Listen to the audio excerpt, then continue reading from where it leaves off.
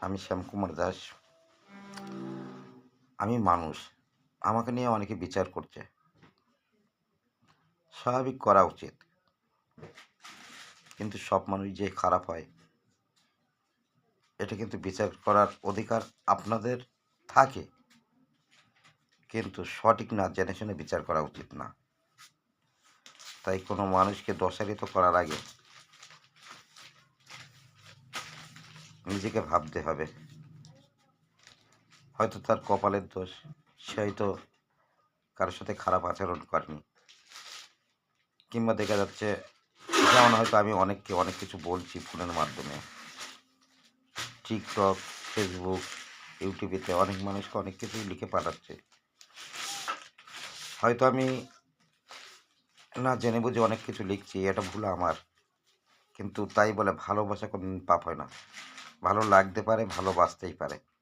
সেটা না মানে বয়স, না মানে কোনো জাত, না মানে তার যাই যাই থাক, ভালো লাগলে ভালোবাসতে পারে। এটা মানুষের ধর্ম। তাই বলে খারাপটাকে আগে ধরে নেওয়া উচিত না। হয়তো দেখা যাচ্ছে আমার কপাল কোণে আমি বদনামের ভাগীদারি হয়ে গেছে, লোকে আমাকে দাম দেয় না। কিংবা হয়তো অনেকে নিজেকে বিরাট কিছু ভাবে। তাই এই ধরনের মানুষগুলো বেশি পস্তায়। ভালো মানুষ চেনা অত সহজ না। আগে নিজে ভালো হতে হবে, তারপর মানুষ চিনতে হবে। এটা শ্যামকুমার দাসের কথা, হারওয়া লতার বাগান, কুড়িরামপল্লী থেকে। অনেক বন্ধু বান্ধব, অনেক মানুষজন অনেক রকম কথা অনেককে নিয়ে বলে। কিন্তু তাকে চিনতে গেলে আগে তার সাথে মিশতে হবে, তার সাথে ঘুরতে হবে, তার সাথে ঘর করতে হবে।